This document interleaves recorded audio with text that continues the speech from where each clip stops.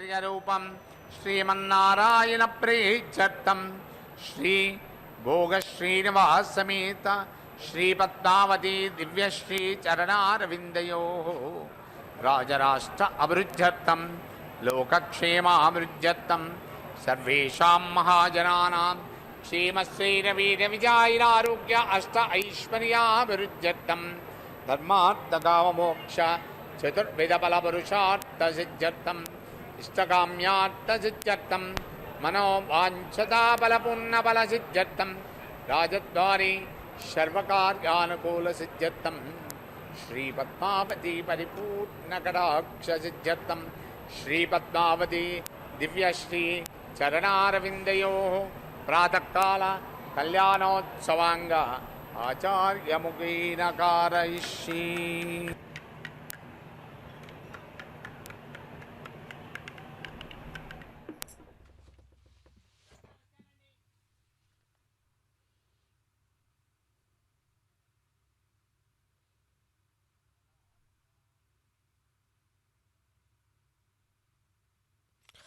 ஓம் மகாலட்சுமியை நமஹ. அகில புவன ஜென்ம ஸ்தேம பங்காதி லீலே என்கிறார் சுவாமி எம்பெருமானை. படைத்தல் காத்தல் அழித்தல் ஆகிய முத்தொழில்களையும் பண்ணி கொண்டு இருப்பவர் பரம புருஷனாகிய ஸ்ரீனிவாசர். பக்தர்களே, முதலில் சங்கல்ப பூஜையை சேவித்தோம். அதன் பின் பாஞ்சராத்திர ஆகமம் படி முதலில் கலச பூஜை, விஸ்வக்சேனின் ஆராதனை, சுத்தி புண்ணியாக வச்சனம் ஆகியவை ஒன்றன் பின் ஒன்றாக சேவிக்க இருக்கிறோம். மகாலட்சுமியின் திருவுருவம் எப்படி இருக்கும் என்று சிற்பிகள் எண்ணி பார்த்தார்கள். எல்லாவற்றிலும் சிறந்த அழகு நிறைந்த பொன்னிகர் மேனியலாகவே எடுத்து கொண்டார்கள். மலர்ந்த முகமுடையவள் அவள், இளமை நிரம்பியவள், முழுமதி முகத்திலன் அவள். மகாலட்சுமி 4 திருக்கரங்களுடன் சிங்கத்தில் அமர்ந்தது உள்ளது போலும் சிறப்பும் காட்டியுள்ளார். 17 கரங்களுடைய மகிஷாசுரமர்தினியாக சப்த சதியில் மார்க்கண்டேய முனிவர் அவர்களை காட்டினார். சேலம் ஸ்கந்த ஆசிரமத்திலும் தருமயாதனை கோவிலிலும் அடையாறு பத்மநாப சுவாமி திருக்கோயிலிலும் மகிஷாசுரமர்தினியாக லக்ஷ்மி தேவி காட்சி தருகிறாள். சிந்து நதி பள்ளத்தாக்கு நாகரிகத்துக்கு முன்பே லக்ஷ்மியின் திருவுருவ வழிபாடு இருந்திருக்கின்றன. ஹாரப்பா இடுபாடுகளில் கிடைத்த புதுமைகளும் லக்ஷ்மியின் உருவம் செதுக்கிய கற்களும் சான்று பகிர்கின்றன. தரிசிலை மகாவீரரின் தாய். அவளுக்கு தோன்றிய பல கனவுகளில் ஸ்ரீ லக்ஷ்மி தேவி காட்சி அளித்துள்ளார்.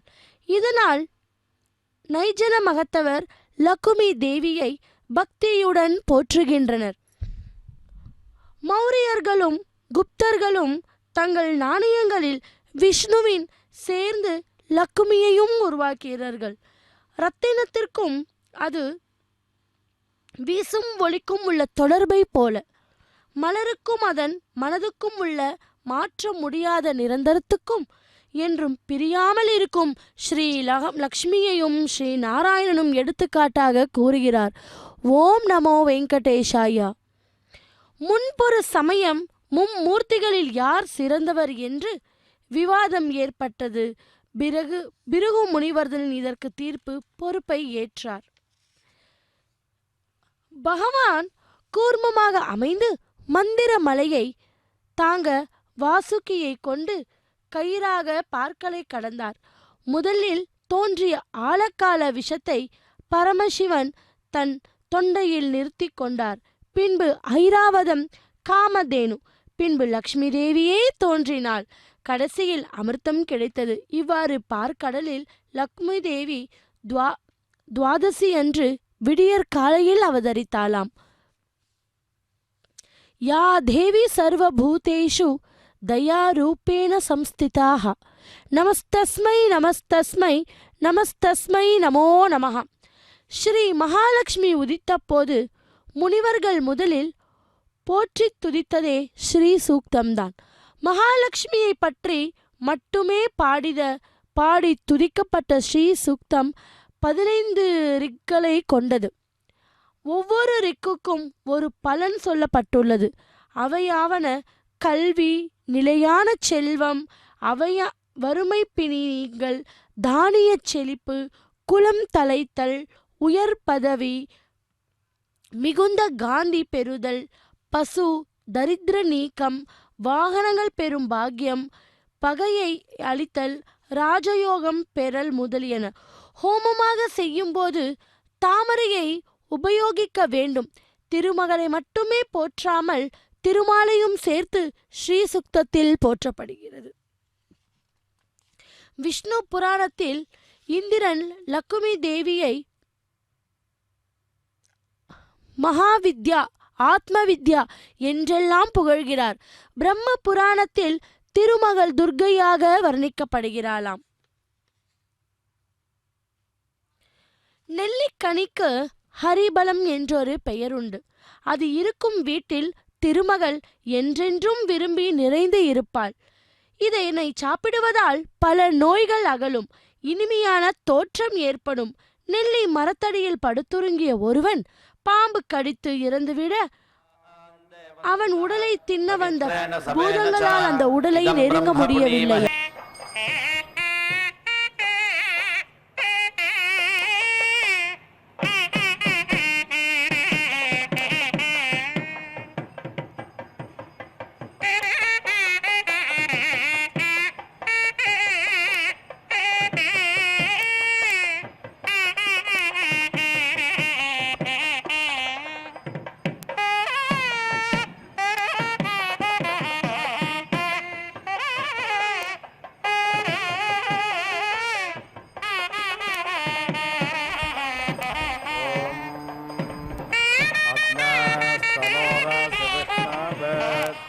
सोमस्य तनोरस विष्णवे त्वा तेजरादिध्यमसि विष्णवे त्वा शेनाय त्वा सोमभृते विष्णवे त्वाग्नये त्वाराय स्पोषदे विष्णवे त्वा अग्नार्जनेत्रामसि वृषाणो स्थः पूर्वस्य स्यायुरसि पुरुरवासि गायत्रेण त्वा छन्दसामन्थामित्रै टोभेण त्वा छन्दसामन्थामि जागदेण त्वा छन्दसामन्थामि भवातं नौ समानसो सचेतसा अरेपसो मा यज्ञज्ञहिज्ञसष्टं मा यज्ञपादिञ्जातवेदसौ शिवो भवतमद्यनः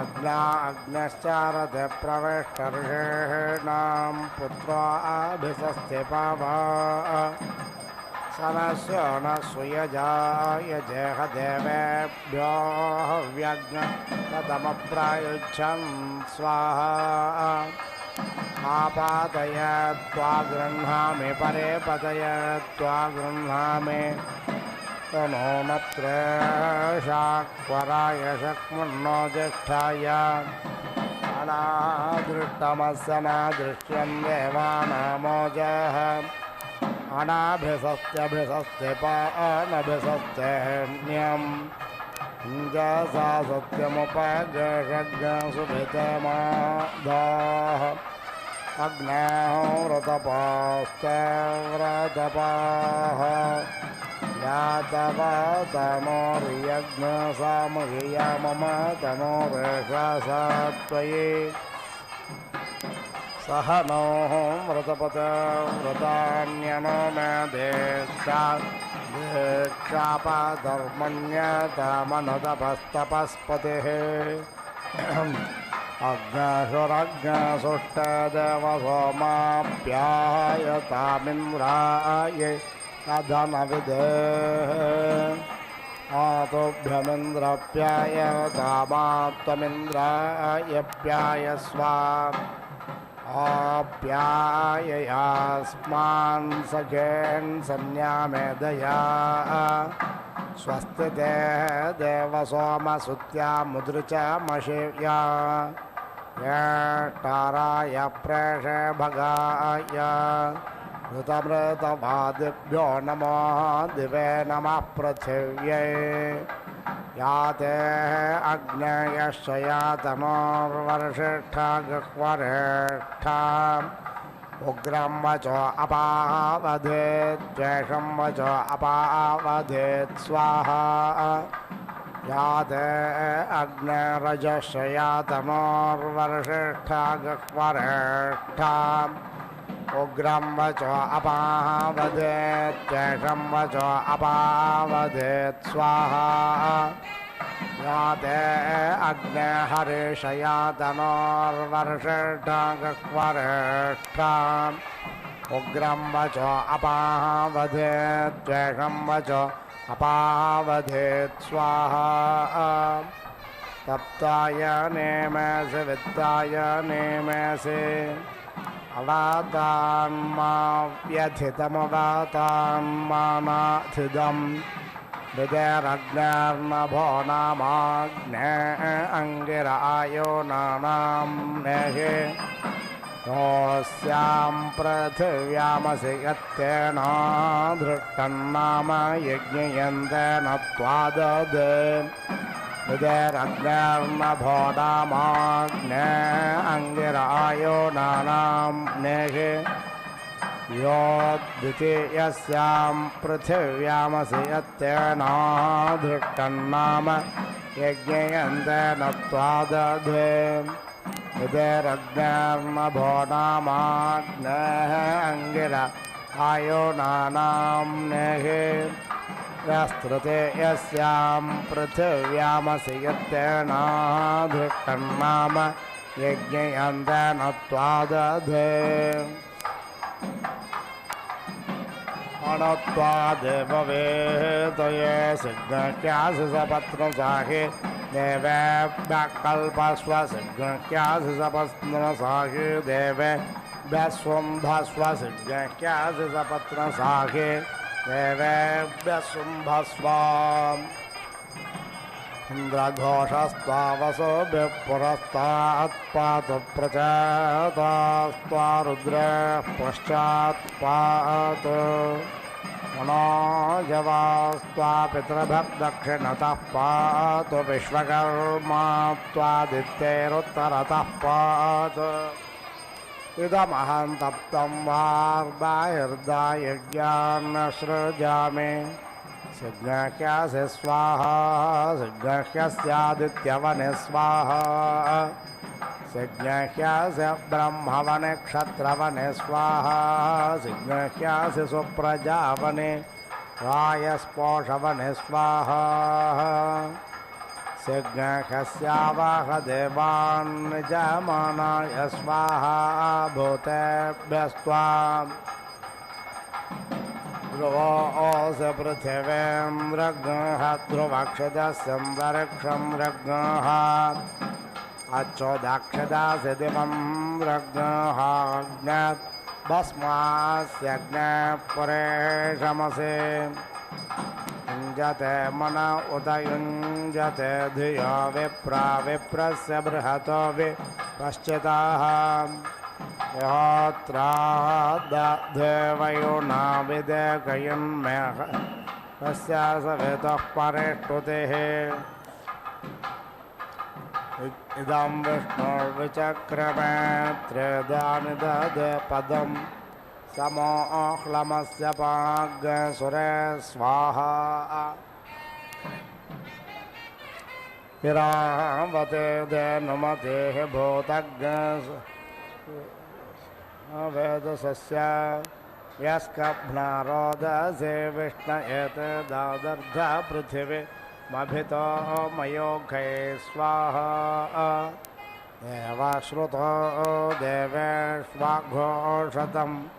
प्राचेत्तेतामध्वरं कल्पयन्ते ऊर्ध्वं यज्ञनायतं माजह्वरतं स्वङ्गोष्ठमावादतं देवे दुर्येहायुर्मानुर्वादिष्टं प्रजां मानुर्वादिष्टम् अत्रारमेधान् अश्वं पृथिव्याः विष्णोत्मुकं मे वीर्याणि प्रवोचं यः पार्थिवानि विममे रजाग्नसे यो अस्ताभायदुत्तारज्ञसधस्थं विचक्रमाणस्त्रेदोर्गायो विष्णवे त्वां दिवो वा विष्णु उत वा पृथिव्यामहो वा विष्णु पुरोरन्तरिक्षात् उभयहस्तावसो न प्रणस्वा प्रयच्छ दक्षिणादोतसुव्यात् विष्णवे प्रतद्विष्णस्तव देवेर्येणमृगोणभिर्मक्कोचरोगिरिष्ठाः यस्योरिषद्विषविक्रमाणेष्वधिक्षयन्ति भुवनानि विश्वा विष्णोरराटमसि विष्णोष्णत्रेस्थ विष्णु शूरसि विष्णु ध्रुवसि वैष्णवमसि विष्णवे त्वा देवस्य त्वा सवितुः प्रसवेश्विनोर्बाहुभ्यां भूष्णहस्ताभ्याम् आजादेनार्यसेदमग्रक्षसोऽग्रीवा अपि गृन्दामे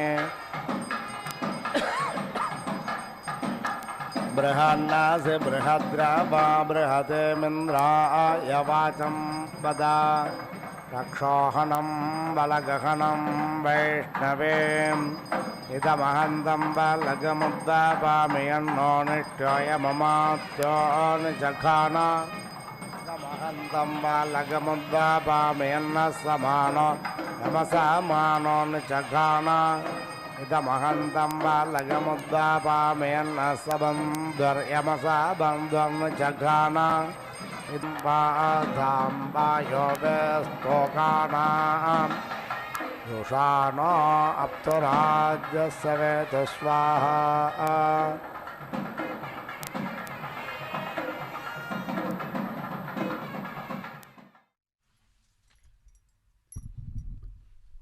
ஓம் ஸ்ரீ பத்மாவத்யை நமः.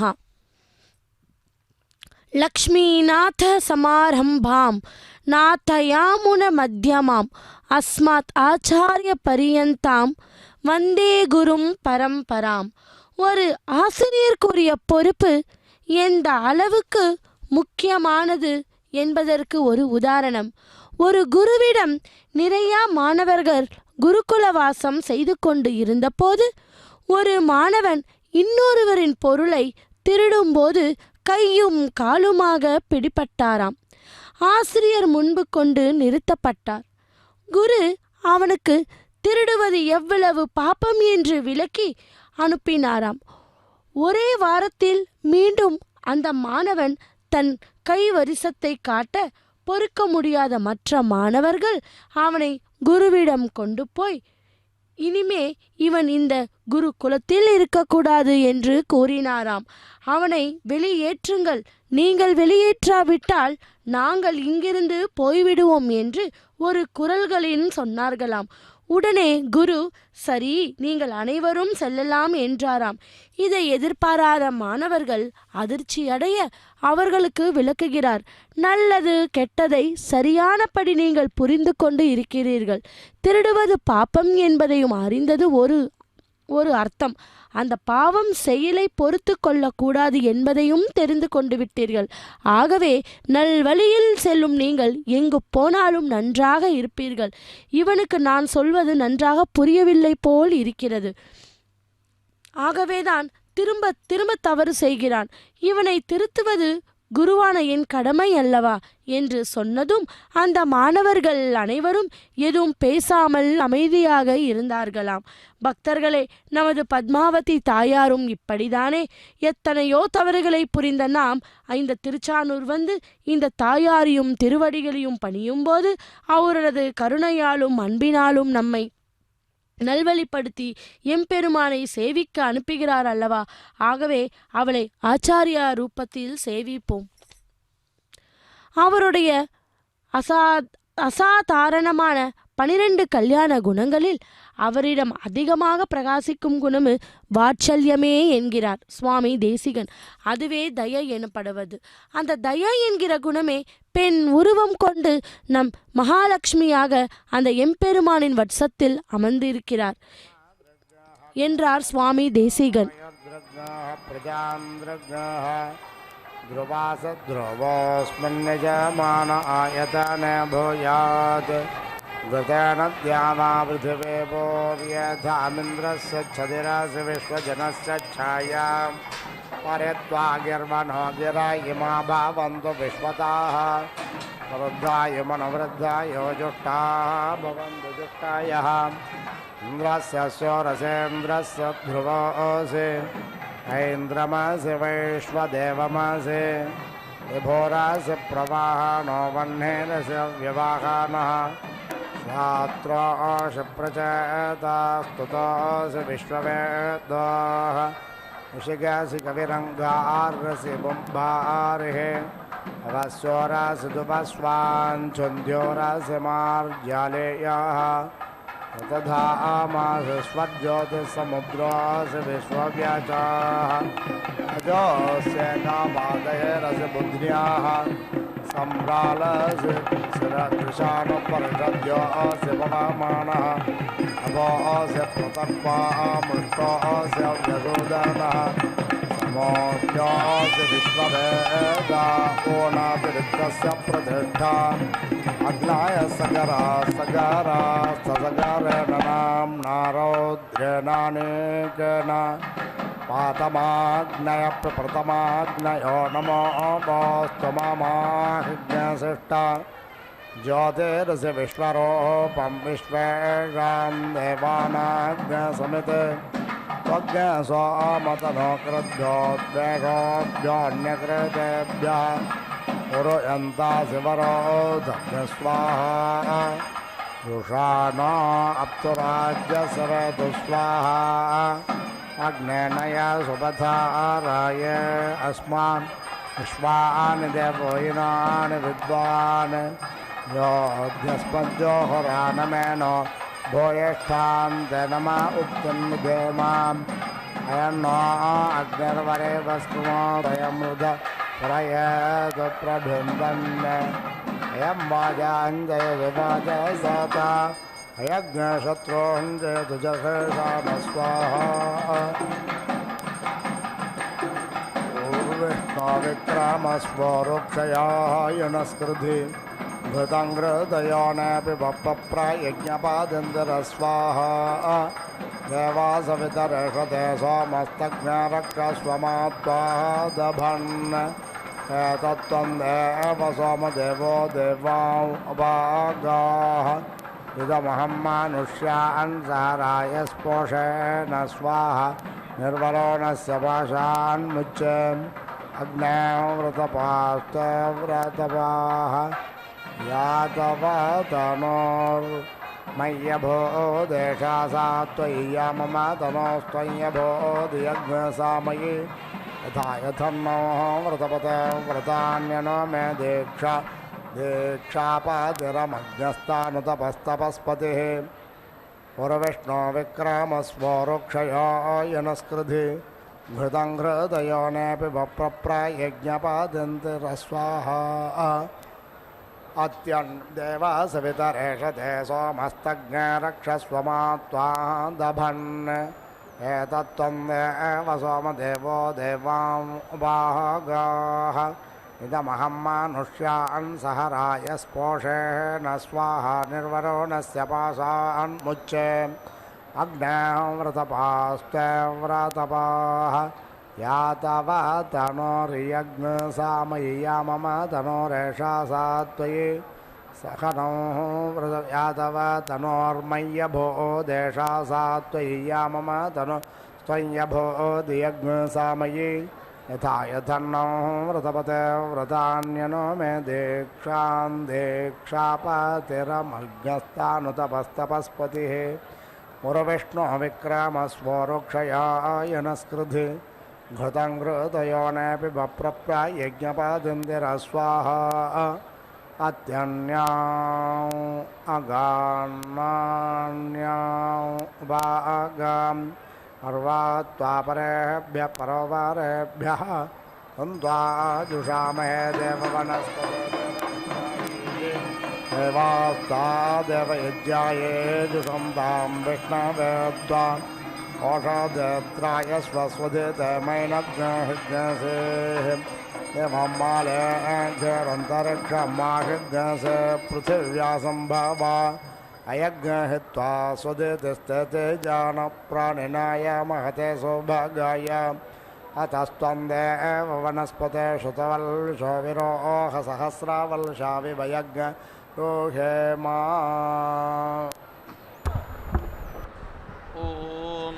अग्नये अनीकवत इत्यनीकवते पुरोडाशम् अष्टाकपालमित्यष्टाकपालं निरिति वपति साकं सूर्येण उद्यतेऽच्युत यथा मरुद्भ्य इति मरुद्भ्यः सान्तपनेभ्य इति सान्तपनेभ्यः मध्यन्दिने चरुं मरुद्भ्य इति मरुद्भ्यः गृहमेधिभ्य इति गृहमेधिभ्यः सर्वासां दुग्धे सायं चरुम्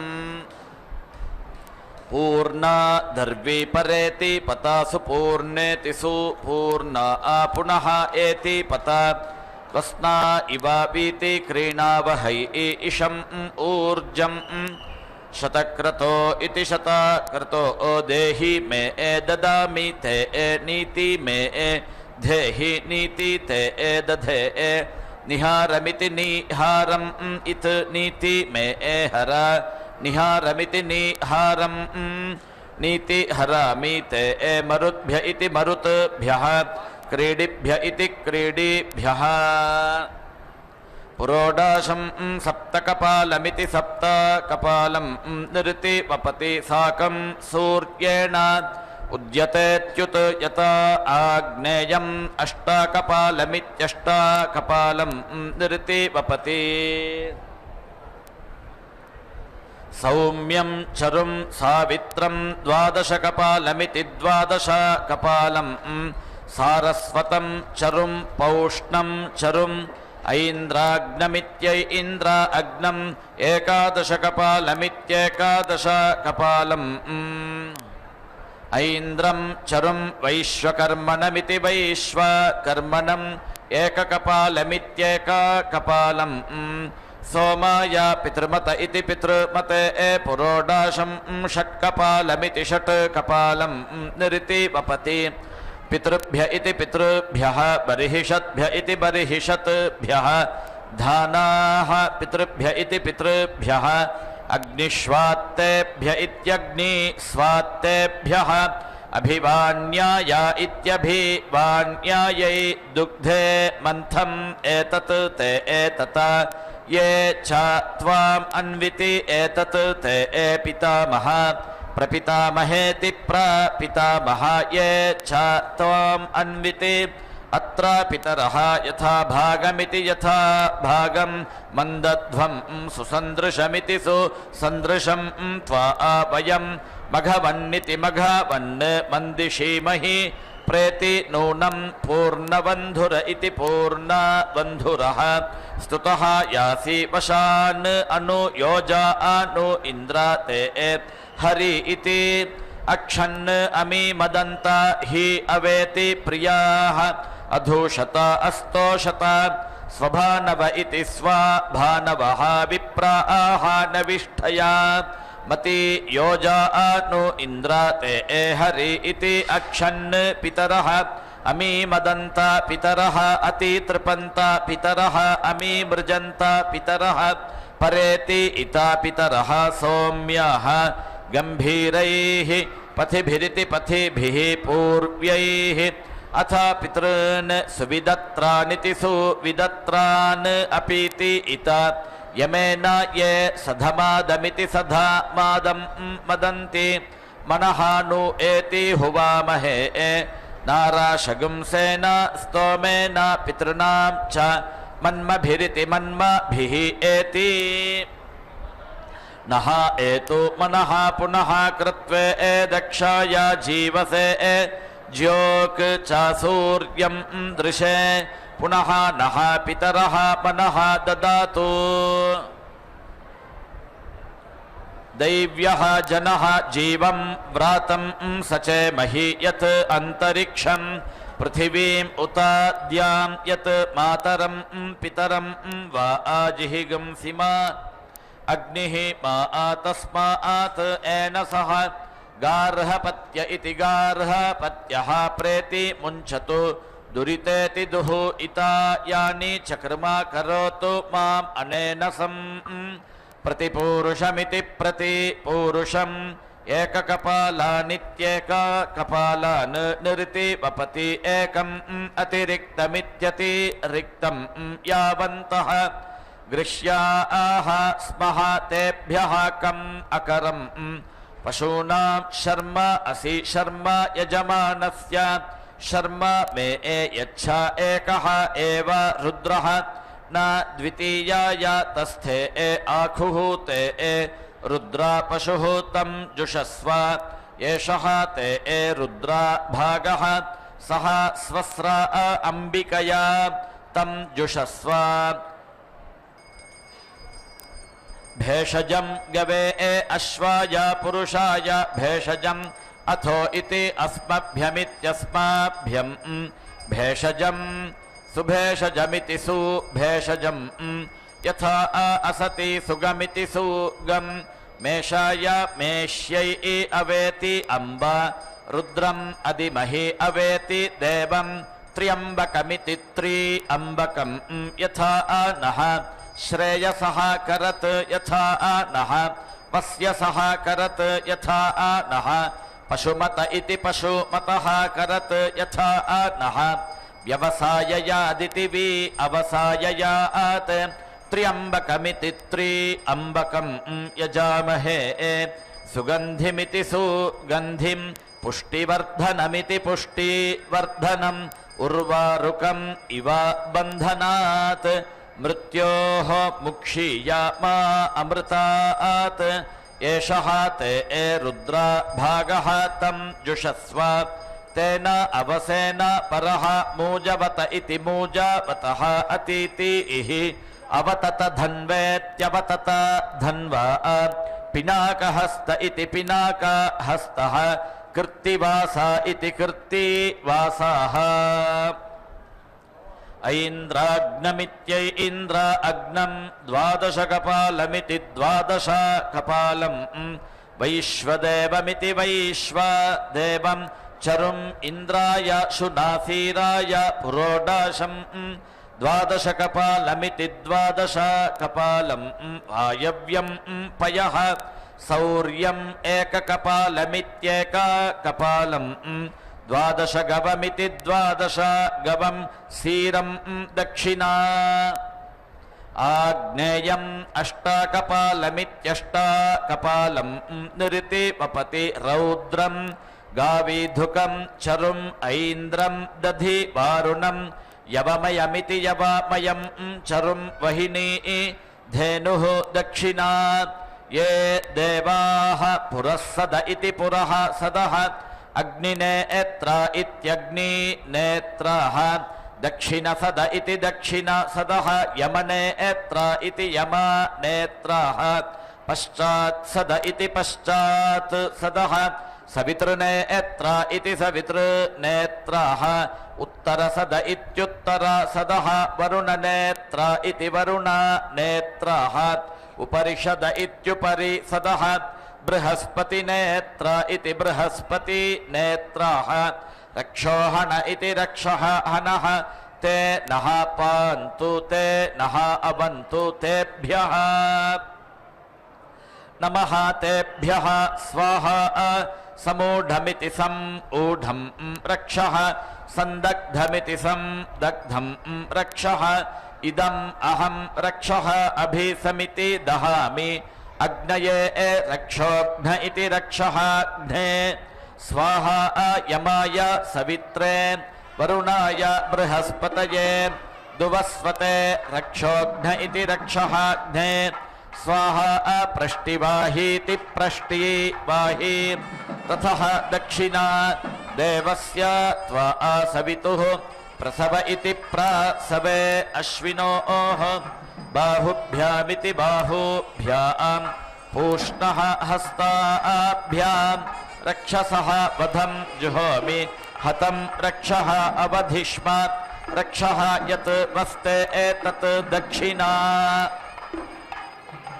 धात्रे पुरोडाशं द्वादशकपालमिति द्वादशकपालं निरिति वपति अनुमत्य इत्यनुमत्यै ईचरुं राकायै ईचरुं सिनिवाल्यै चरुं गुह्वै ईचरुं मिथुनौ गावौ दक्षिणा आज्ञा वैष्णवमित्या आज्ञा वैष्णवम् एकादशकपालमित्येकादशकपालं निरिति वपति ऐन्द्रा वैष्णवमित्यै इन्द्रा वैष्णवम् एकादशकपालमित्येकादशकपालं वैष्णवं त्रिकपालमिति त्रिकपालं वामनः वहि दक्षिणात् अग्निशोमीयमित्यग्नि सोमीयम् एकादशकपालमित्येकादशकपालं निरिति वपति इन्द्रा सोमीयमिति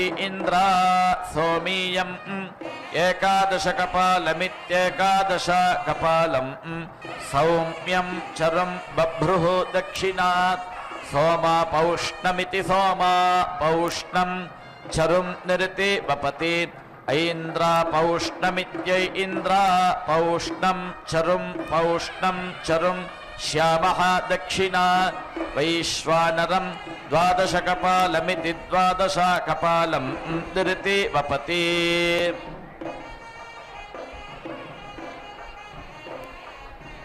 हिरण्यं दक्षिणा वारुणं यवमयमिति यवमयं चरुं अश्वः दक्षिणा बार्हस्पत्यं चरुं निरिति वपति ब्रह्मणः गृहे शितिपृष्ठ इति शितिपृष्ठः दक्षिणा ऐन्द्रम् एकादशकपालमित्येकादशकपालं राजन्यस्य गृहे ऋषभः दक्षिणा आदित्यं चरुं महिष्यै गृहे धेनुः दक्षिणा नैरृतमिति नैः ऋतं चरुं परिवृत्या इति परिवृत्यै गृहे कृष्णानां व्रीहीणां नखनिर्भिन्नमिति नखनिर्भिन्नं कृष्णाकूटा दक्षिणा आग्नेयम् अष्टाकपालमित्यष्टाकपालं सेनान्य इति सेनान्यः गृहे हिरण्यं दक्षिणा वारुणं दशकपालमिति दशकपालं सूतस्य गृहे महानिरष्ट इति महानिरष्टः दक्षिणा मारुतं सप्तकपालमिति सप्तकपालं ग्रामण्य इति ग्रामाण्यः गृहे वृष्टिः दक्षिणा सावित्रं द्वादशकपालमिति द्वादशकपालम् क्षत्तुः गृहे उपध्वस्त इत्युपध्वस्तः ॐ संज्ञानं विज्ञानं प्रज्ञानं जानदभिजानत् संकल्पमानं प्रकल्पमानमुपकल्पमानमुपक्लुप्तं क्लुप्तं श्रेयो वसीय आयत्तं भूतं भूतं चित्रः केतुः प्रभा नाभान् सम्भान् ज्योतिष्मागस्तेजस्वानातपग्स्तपन्नभितपन् रोचनो रोचमानः शोभनः शोभमानः कल्याणः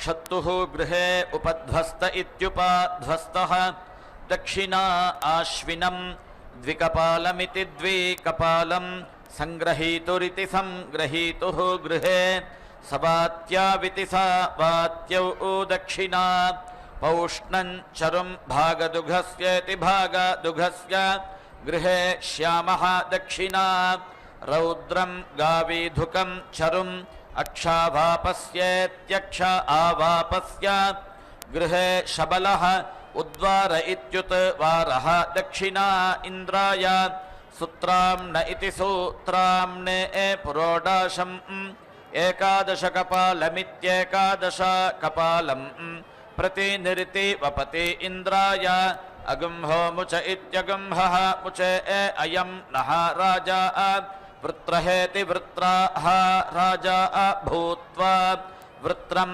वध्यात् मैत्रा बार्हस्पत्यमिति मैत्रा बार्हस्पत्यं भवति श्वेतायै श्वेतवत्साया इति श्वेतवत्सायै दुग्धे स्वयं मूर्त इति स्वयं मूर्ते स्वयं मथित इति स्वयं मथिते आज्ये आश्वत्थे पात्रे चतुस्रक्ताविति चतुः स्रक्तौ स्वयमवपन्नाय इति स्वयम् अवपन्नायै शाखायै कर्णान् च अकर्णान् च तण्डुलान् वीति चिनुयात् ये कर्णाः सह पयसि बार्हस्पत्यः ये कर्णाः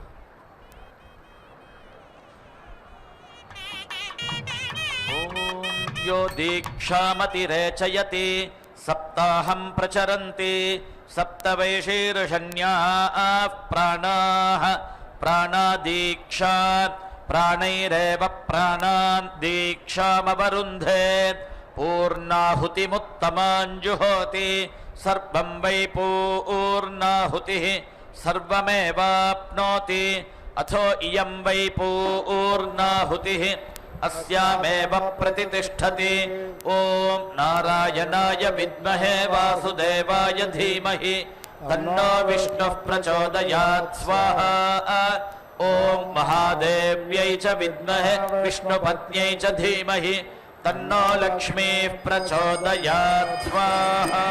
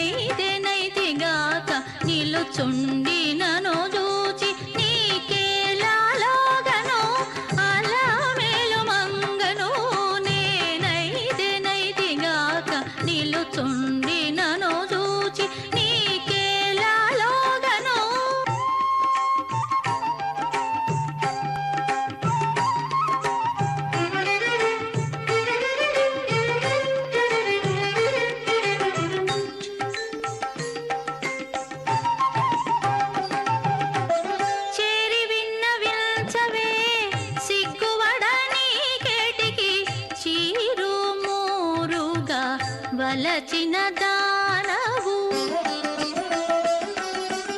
చేరి విన్నవిల్చవే సిగ్గువడని కేటికి చీరు మూరుగా వలచిన దానవు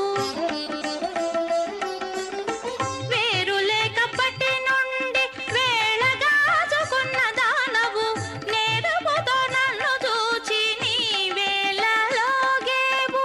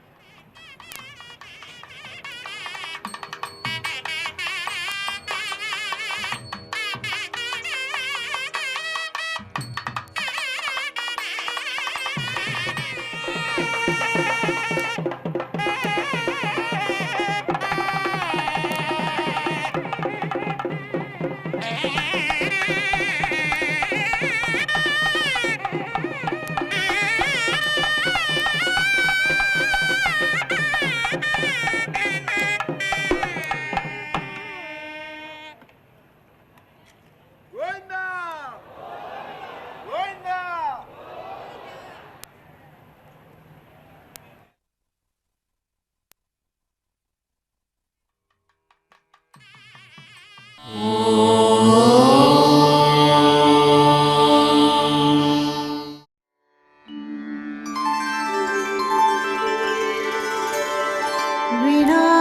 वेङ्कटेशं ननाथो ननाथः सदा वेङ्कटेशं स्मरामि स्मरामि हरे वेङ्कटेश प्रसीद प्रसीद प्रियं वेङ्कटेश प्रयच्छ